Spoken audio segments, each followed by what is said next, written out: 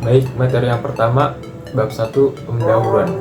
Di dalam Uni Eropa, Undang-Undang Persaingan mengatur perilaku anti persaingan oleh perusahaan untuk memastikan bahwa mereka tidak menciptakan kartel dan monopoli yang akan merusak kepentingan masyarakat. Bab ini menunjukkan bagaimana satu penjual atau satu pembeli mendominasi pasar individu dan mempertimbangkan peran yang tepat untuk regulasi ekonomi. Baik, materi selanjutnya yaitu bab 2 ada karakteristik pasar monopoli. Monopoli berarti penjual tunggal dalam satu industri. Definisi yang lebih baik lagi adalah perusahaan yang memiliki kekuatan untuk memperoleh laba supernormal dalam jangka panjang. Perusahaan monopoli adalah pembuat harga sebagai lawan dari perusahaan di pasar kompetitif yang merupakan pengambil harga. Kemampuan membuat harga ini berasal dari fakta bahwa perusahaan monopoli mendapatkan keuntungan dari keunggulan kompetitif yang merupakan hambatan mobilitas bagi pesaing non-leading yang lebih kecil dan hambatan masuk bagi pendatang potensial. Baik, selanjutnya ada fitur dasar. Monopoli ada ketika suatu perusahaan adalah satu-satunya produsen barang atau jasa yang berbeda yang tidak memiliki pengganti yang dekat. Dengan kata lain, dalam monopoli perusahaan adalah industri. Monopoli bisa ada jika ada kekurangan pengganti produk dan harus ada hambatan untuk masuk atau keluar. Hal ini penting dalam jangka panjang agar perusahaan baru tidak dapat memasuki pasar dan mengambil laba supernormal. Materi selanjutnya masih mengenai fitur dasar, yaitu kapasitas perusahaan monopoli untuk mempengaruhi harga pasar berasal dari keunggulan kompetitif yang nyata. Sementara sumber keunggulan kompetitif tersebut dapat bervariasi dari satu situasi ke situasi lainnya. Semua pasar monopoli memiliki karakteristik umum. Berikut beberapa karakteristiknya. Yang pertama ini ada penjualan tunggal. Maksudnya, sebuah perusahaan tunggal menghasilkan semua output industri. Monopoli adalah industri. Yang kedua, ada produk unik. Output monopoli dianggap oleh pelanggan sebagai sesuatu yang berbeda dan lebih disukai daripada penggantinya yang tidak sempurna. Yang ketiga, ada pintu masuk atau keluar yang diblokir. Perusahaan sangat dilarang memasuki atau meninggalkan industri. Yang keempat, ada penyebaran informasi yang tidak sempurna. Informasi biaya, harga, dan kualitas produk dirahasiakan dari pembeli yang tidak mendapat informasi. Dan terakhir, ada peluang keuntungan ekonomi dalam equilibrium jangka panjang. Produk khas memungkinkan P lebih besar dari MC dan P min AR lebih besar dari AC untuk perusahaan monopoli yang efisien. Materi selanjutnya ada contoh monopoli. Layanan telepon juga disediakan oleh monopoli yang diatur, tetapi inovasi teknis telah menggerogoti banyak monopoli telekomunikasi tradisional dan membuat banyak peraturan yang ada menjadi usang. Saat ini, semua konsumen memiliki kesempatan untuk memilih. Di antaranya, contoh klasik monopoli adalah utilitas publik, termasuk listrik, gas, dan layanan sanitasi. Contoh-contoh seperti itu tetap menjadi hal yang biasa dan regulasi harga dan laba telah lama diterapkan dalam upaya untuk mempertahankan keunggulan biaya dari produksi satu perusahaan sambil membatasi keuntungan monopoli yang berlebihan atau tidak terjamin. Materi selanjutnya yaitu mengenai maksimalisasi keuntungan di bawah monopoli. Yang pertama, seperti perusahaan lain, monopoli memaksimalkan keuntungan. Modelnya adalah sebagai berikut, yaitu max P sama dengan Q lebih besar dari 0 sama dengan TR dikurang TC. Untuk menemukan solusi analitik untuk ini, kami memaksimalkan keuntungan menggunakan rumus FOC per delta Q pangkat 2 dibagi delta P sama dengan 0. Dan rumus kedua yaitu SOC per delta Q dibagi delta pangkat 2 Pi lebih kecil daripada 0. Di sini saya akan menjelaskan tentang keputusan harga output. Di bawah monopoli, kurva permintaan pasar identik dengan kurva permintaan perusahaan. Karena kurva permintaan pasar miring ke bawah, perusahaan monopoli juga menghadapi kurva permintaan yang miring ke bawah. Maksimalisasi laba mengharuskan perusahaan beroperasi pada tingkat output di mana pendapatan marginal dan biaya marginal sama. Namun, di pasar monopoli, perusahaan adalah pembuatan harga. Keputusan produksi masing-masing mereka berdampak pada penetapan harga pasar.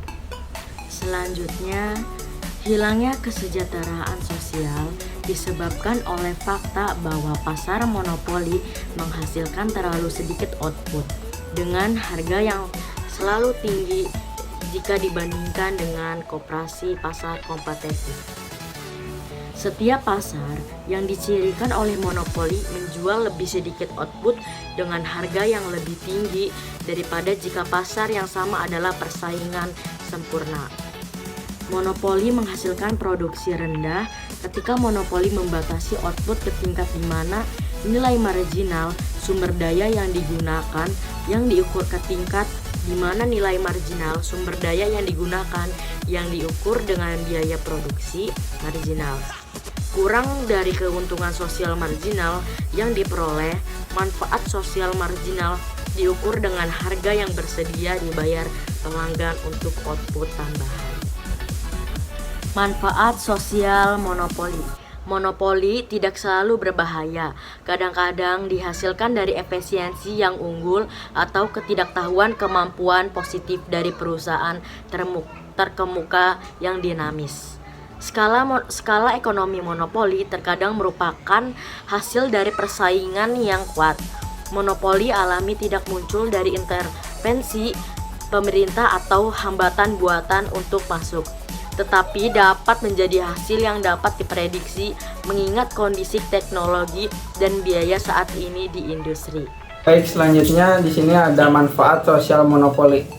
Dari sudut pandang masyarakat pada umumnya, terciptanya monopoli alami merupakan perkembangan yang positif karena mencerminkan keberhasilan pertumbuhan dan perkembangan pesaing yang mampu secara unik.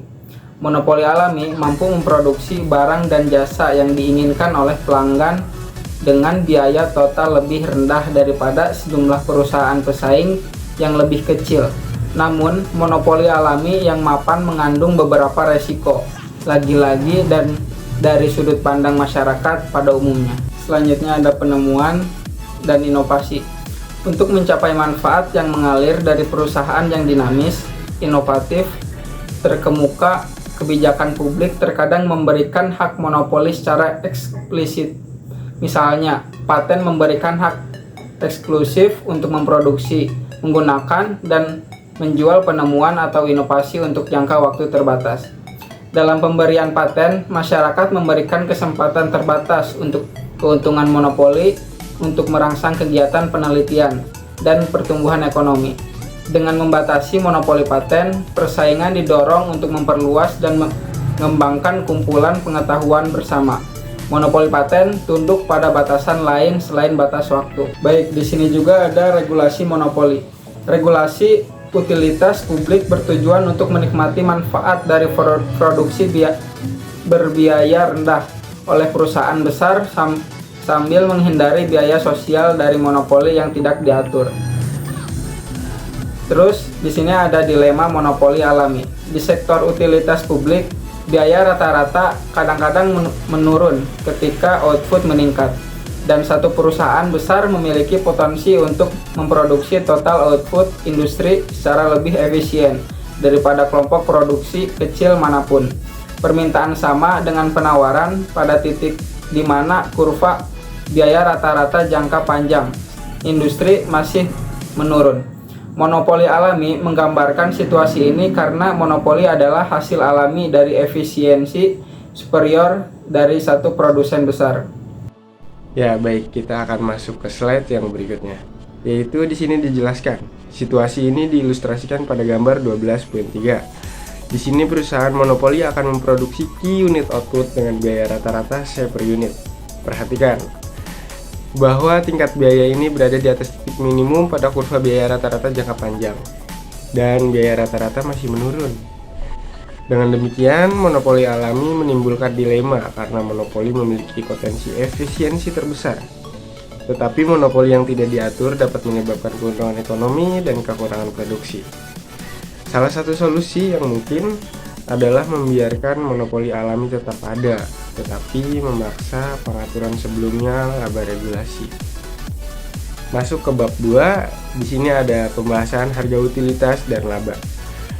Metode regulasi monopoli yang paling umum adalah pengendalian harga dan laba.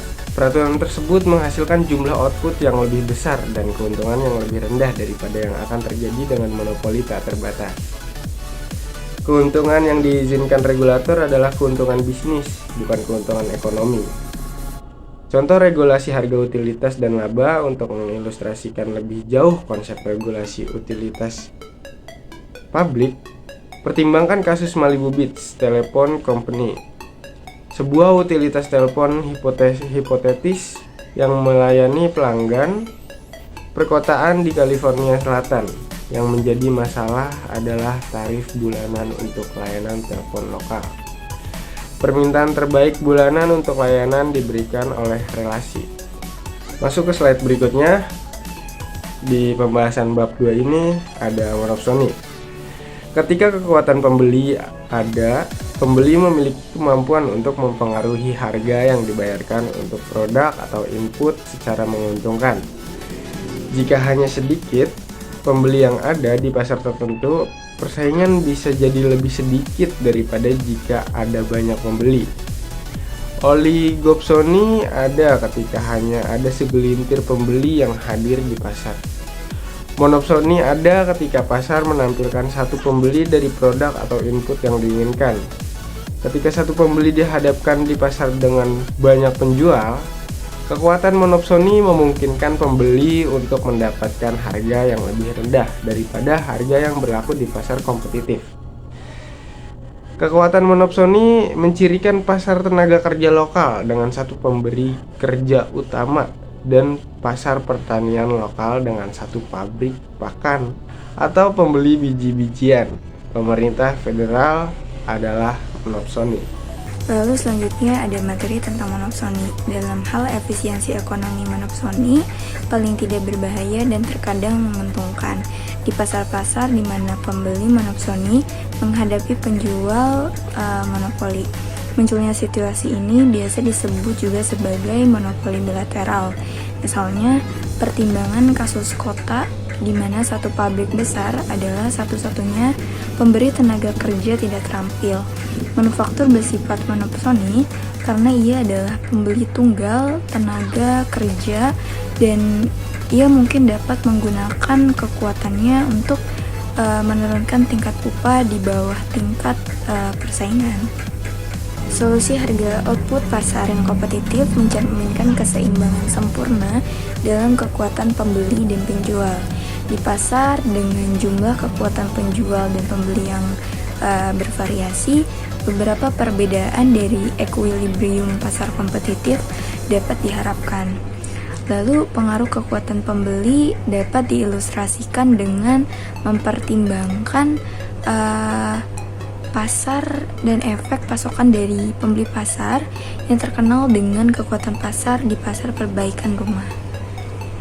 Nah, yang selanjutnya ada strategi kompetitif di pasar monopoli.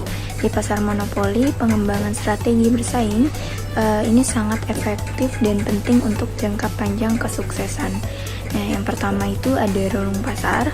Pengembalian di atas normal cenderung cepat berlalu dalam industri persaingan sempurna, tetapi dapat bertahan lama untuk perusahaan efisien yang mendapat manfaat dari keunggulan monopoli.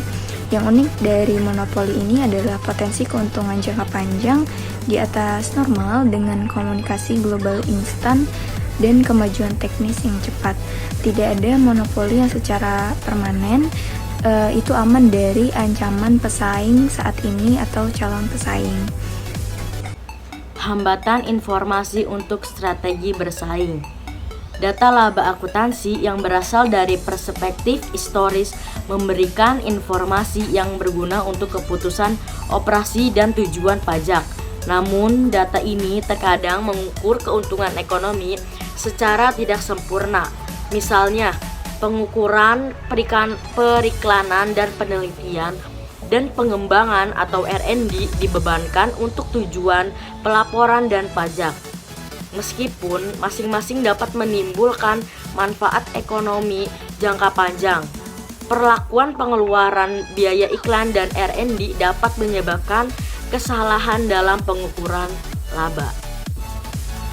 Kesimpulannya yaitu yang pertama, bab ini mempertimbangkan bagaimana perusahaan monopoli mendominasi beberapa pasar dan risiko ekonomi yang terkait peraturan pemerintah.